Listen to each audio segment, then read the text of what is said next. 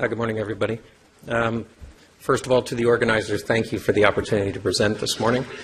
It's a pleasure to be back in Toronto. I, too, am a Canadian, but working for a Chinese company, and a good one, Alibaba. So it's very interesting listening to Kevin this morning because a number of the challenges, the issues, the discussions that are happening at boards and their CEOs, or a number of the things that we've been talking about over the last 3 to 4 years as Alibaba has developed its AI capabilities and, more importantly, has employed them directly in the business. So this morning, what I want to talk to you about is 3 things. The first is to touch on how the Alibaba ecosystem has evolved, because it's continuously evolving. Most people think of us as the Amazon of China. We're not the Amazon of anything. We're much different. Not better, not worse, just different. And as that ecosystem evolves, it gives context for the way that we're using AI in the business today, in fact, in almost every business. Second thing I want to do is give you some real-life examples of how we're employing it in the business. There's a lot of discussion about AI, a lot of theoretical, some practical, a lot of concerns, a lot of myths. We want to show you how it works in our business and what the impact is. And then the third thing is we have a continuum for future development in this area, which is very, very important, because as our business continues to change, what we will need to do in AI will need to change as well. So if you think back 19 years ago, Jack Ma started Alibaba with a very simple mission, which was to make it easy to do business anywhere. And what that really means today is to make it easy to do business anywhere in the digital era. And when you see what is coming in a few minutes in terms of the way we're using AI, you'll realize how important that is to actually fulfilling Jack's mission today and in the future. A little history on Alibaba to set the context. We're the largest e-commerce platform in the world. We're also the largest retail commerce company globally. A few statistics for you to look at: 768 billion of GMV last year, 630 million users on the platform, 10 million merchants, actually 11 million if you also include all the brands from around the world, more than 2 billion product listings, and we deliver about 60 million packages every day. 60 million. So we are a business that's running at scale with technology that we hope will allow us to run even bigger in the future. But the use of AI has become fundamental to our ability to grow, and to grow at a very rapid rate. So size is not the only thing that we have. And our business model is composed of many things. So let me spend a few minutes on this. First, it's a little bit busy slide, but on the left, you'll see that we're a marketplace. And as a marketplace, we're connecting buyers and sellers to facilitate purchases of physical and digital goods through personalization, deal analytics, and consumer insights. The consumer journey starts with the e-commerce platform. Taobao today is the largest marketplace in the world. It's the portal that is the center of online shopping in China. Most users spend more than 30 minutes every day on Taobao, but they're not just shopping. They're looking at cool stuff in terms of news articles. They're live streaming videos. They're in chat rooms, and they're following their favorite KOLs.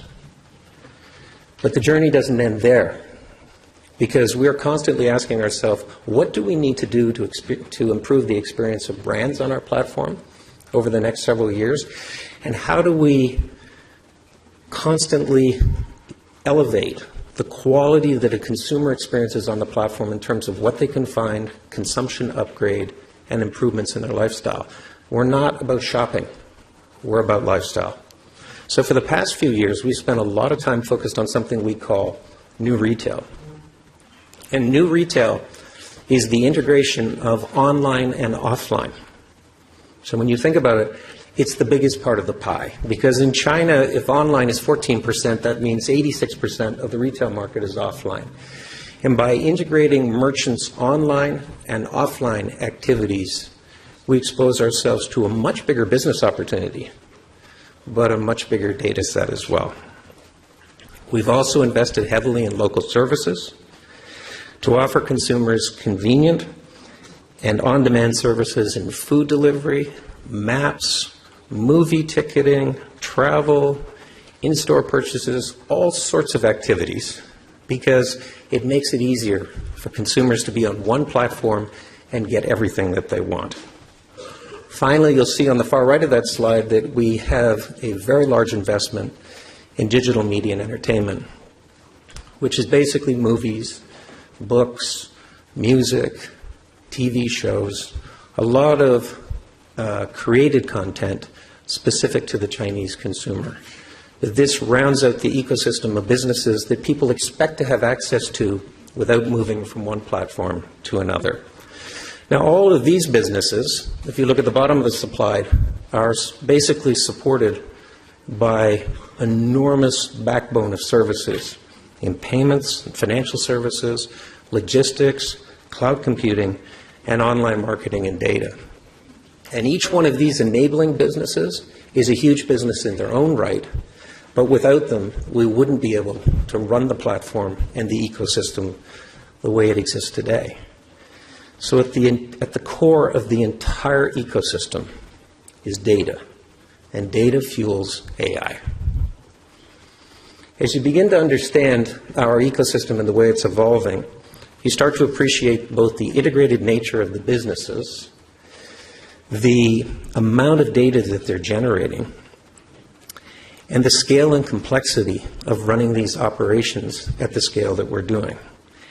And the data in particular, combined with the sophisticated algorithms that we're using, allows us to do things to perfect the experience for not just for consumers, but also for brands and small businesses on our platform.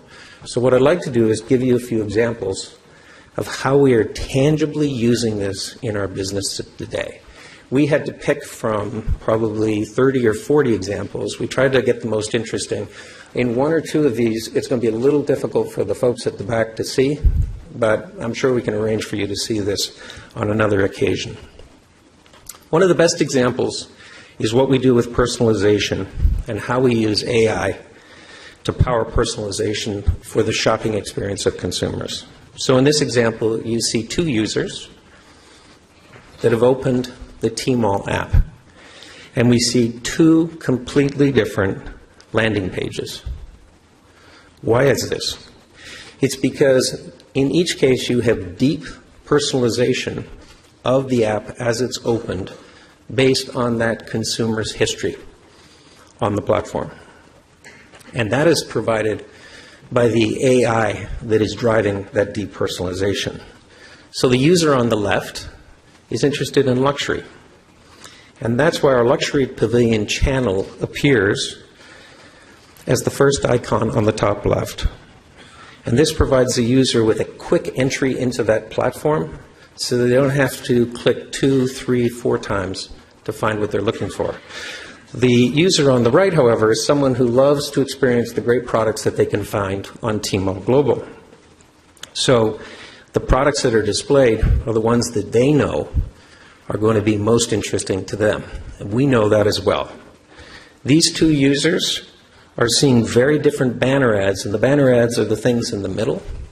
Why is that? It's because the merchants on our platform are using our highly targeted AI-assisted marketing tools in order to make sure that the right products are being seen by the right consumer at the right time. Now, people say, that's great, you can do that for 2 consumers. But these products and this ad information is being updated continuously, not just for those 2 consumers, but all 600 million consumers on the platform all the time. So that means, effectively, that any consumer that opens his Tmall or Taobao app will see a personalized landing page for him or for her and whatever they want to see. And what that means is greater user engagement, and with that engagement comes greater user experience, and the business implications for us are obvious. So the second example that I want to show you is the smart warehouse in our logistics business called Sanyao. Many of you have heard of our annual Double 11 shopping festival. It happens on November 11th each year, so it's coming up. Last year, we sold $25.3 billion worth of goods in a single day.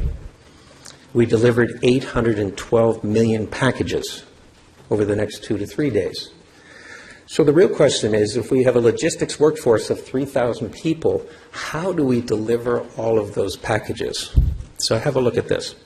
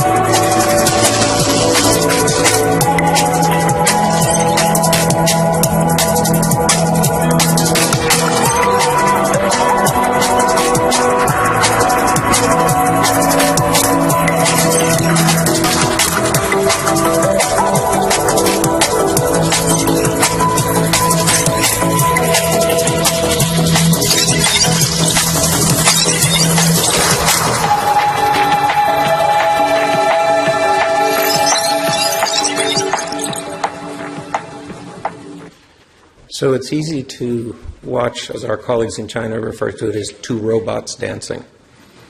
Right?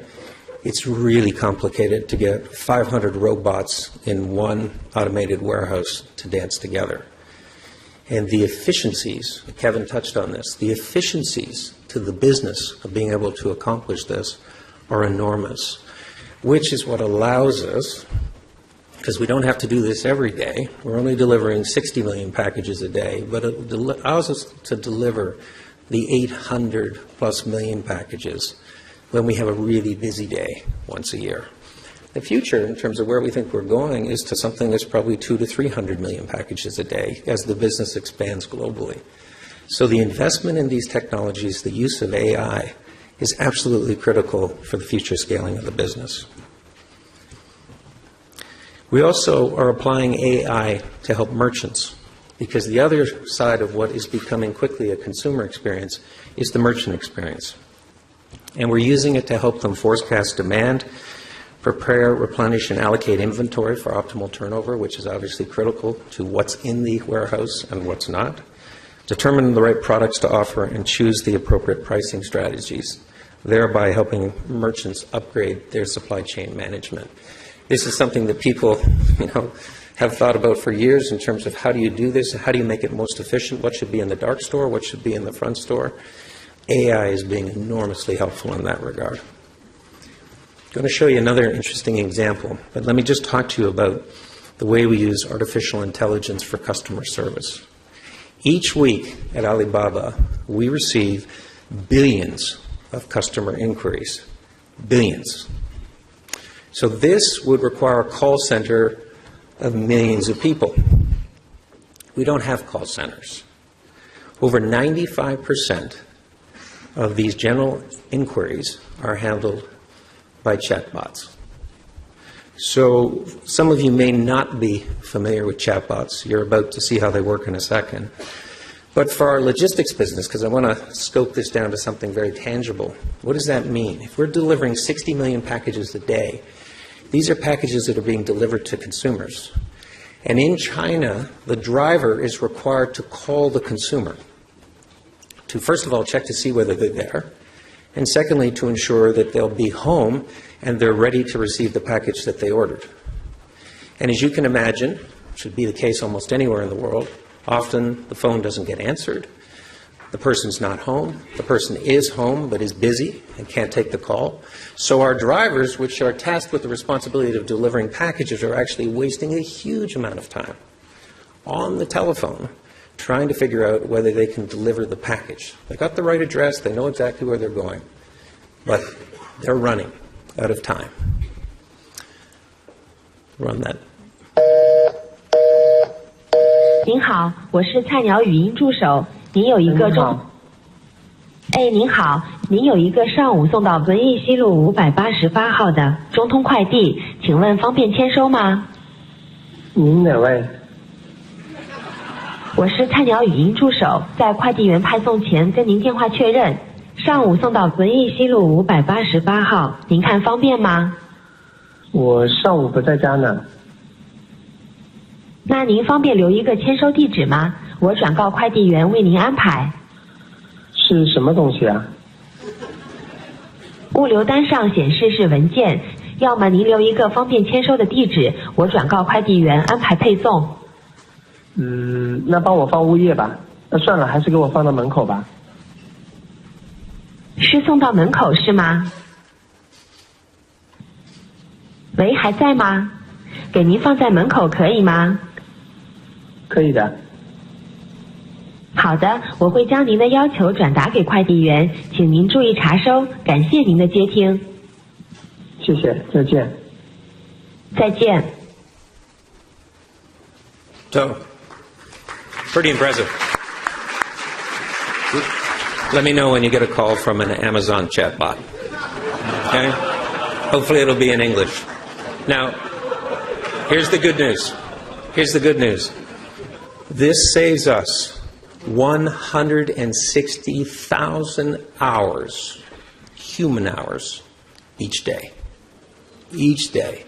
Just think about it. Do the math. 60 million packages, 3 or 4 calls having to be made by the guy who's driving the bus, the car, the small bike, the vehicle.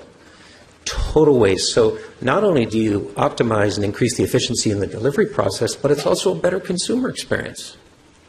But you can see, it took a while, because that's a live tape, it took a while for that consumer to get used to the fact that he was being called by a chatbot. I've been told we're running out of time, so I'll speed up the rest of this. We've got one more example we wanted to show you that we're starting to open up the use of AI to parts of the market outside of our ecosystem. And we're doing this because at the heart of everything we do is a focus on small businesses and consumers, but it's also on communities. So one of the things we developed is something called City Brain. And City Brain is designed to deal with the challenges that all cities have. Traffic, accidents, drainage during rainstorms, snow clearance, all the things that we take for granted in our day-to-day life because we have to deal with them. City Brain is helping to fix those. 我叫郑义炯，是一名杭州交警机动队队员。出警的时候会遇到一些比较复杂的小路，那再加上报警人对他自己所处的位置也不是非常清楚，就会导致我们出警之后却怎么都找不到事发地。上去的位置啊。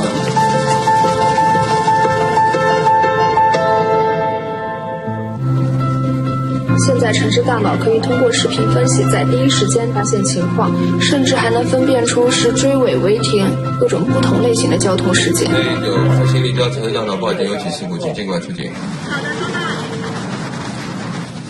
我们还没报警呢。这边有事，让我们马上过来处理一下。那是来得真快。大脑上线以来，高架的通行速度快了很多。城市就像是人的大脑，而我们就是其中的细胞。个体的努力虽然很重要，但是只有当城市学会了思考，我们才可以更加愉快、安全的出行。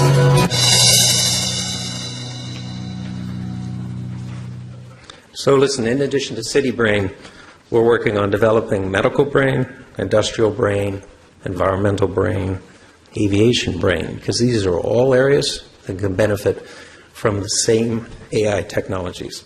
So let me make a few concluding comments on the third area, which is the sort of continuum for development, because at Alibaba, AI is really just getting started in terms of its applications. We have 5 critical areas that we focus on: algorithms, the big data, computing, domain knowledge, and the ecosystem. The algorithms are pretty obvious. They require really smart scientists and mathematicians, and we've got a lot of those that are working. On the big data, people tend to focus on the size of our customer base and the data that we get from the customer base. But the real value in the data is that it is continuously refreshed, because we're adding to it every day as 200+ million people come to the platform and buy things, look at things, and have experiences, all of which are very valuable. And that treasure trove of data allows us to adjust our algorithms and provide a better quality of personalization in anything to do with shopping, and also brand experience as well. For computing, I think as most of you know, we started our cloud business in 2009. We're now the largest cloud company in China. It gives us a very solid basis for training machines. As most of you know, the cost of computing and the ability to generate massive computing power is a real challenge for AI. But we're also investing and beginning to develop our own AI chips for our cloud business and for IoT, the Internet of Things, big business opportunities in the future.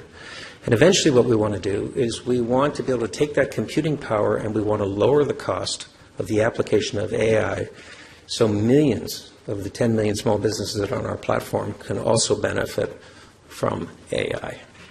So the ABCDE framework that we use here is something that is really our framework for thinking about continuous development.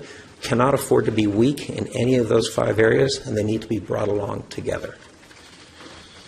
So if you think about this in the overall context, we've made some good progress on AI, but we really still believe that we're just at the beginning.